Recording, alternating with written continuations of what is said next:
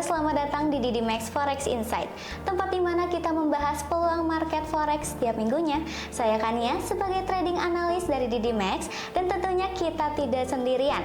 Sudah hadir bersama kita Miss Mary sebagai analis dan trader profesional dari Didimax. Kali ini kita akan kupas tuntas bagaimana berita-berita besar ini berdampak terhadap market forex serta strategi trading yang bisa kalian manfaatkan. Langsung aja kita masuk ke sesi Q&A. Pertanyaan pertama, CPI month per month Swiss akan dirilis hari Senin, forecastnya 0,2%. Apa sih yang perlu diperhatikan dari data ini, Miss? Oke, untuk CPI Swiss ini memang data utama seperti CPI Amerika Serikat, tapi tetap jadi indikator yang penting untuk membaca tekanan inflasi domestik. Nah, forecastnya itu di 0,2%, ini setelah stagnan dari bulan lalu. Kalau realisasinya ini lebih tinggi, bisa memicu kekuatan CHF karena pelaku pasar akan senilai SNB. Mungkin mempertahankan stand ketat lebih lama, tapi kalau di bawah ekspektasi, ini bisa jadi sinyal pelemahan ekonomi dan itu bisa menekan CHF. Oke, pertanyaan kedua, ISM Service PMI Amerika Serikat juga akan keluar hari Senin malam. Seberapa penting sih dampaknya terhadap pair USD, Miss? Oke, untuk ISM Service ini sensitif banget ya, karena sektor jasa mendominasi ekonomi Amerika Serikat.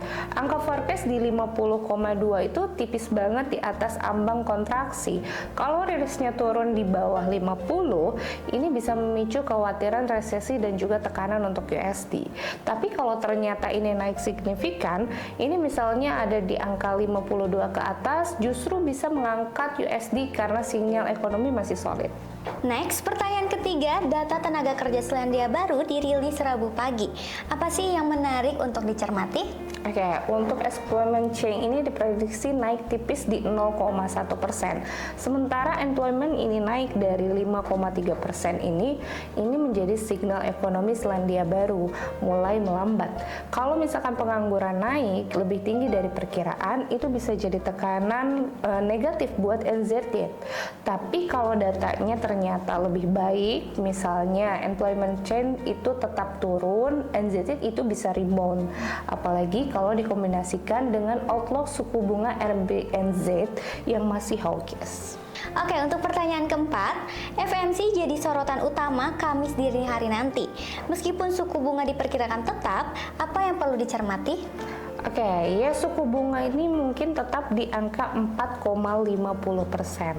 Nah, tapi pasar lebih fokus ke tone dalam statement dan press conference ya.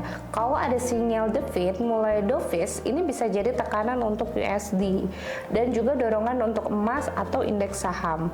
Tapi kalau Jerome Powell masih sounding hawkish, misalnya bilang inflasi masih risk on, USD akan tetap menguat. Ini momen penting banget untuk lihat kebijakan arah ke depannya. Untuk pertanyaan kelima, Kamis malam giliran Inggris nih, ada rilis lengkap dari BOE. Apa dampaknya terhadap GBP? Oke, untuk BOE sendiri bukan cuma ngerilis suku bunga, tapi juga meringkaskan kebijakan dan laporan ekonomi.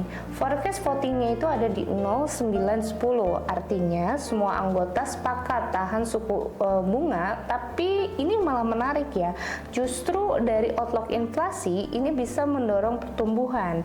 Kalau misalkan mereka sounding hawkish, bisa dorong GBP menjadi naik.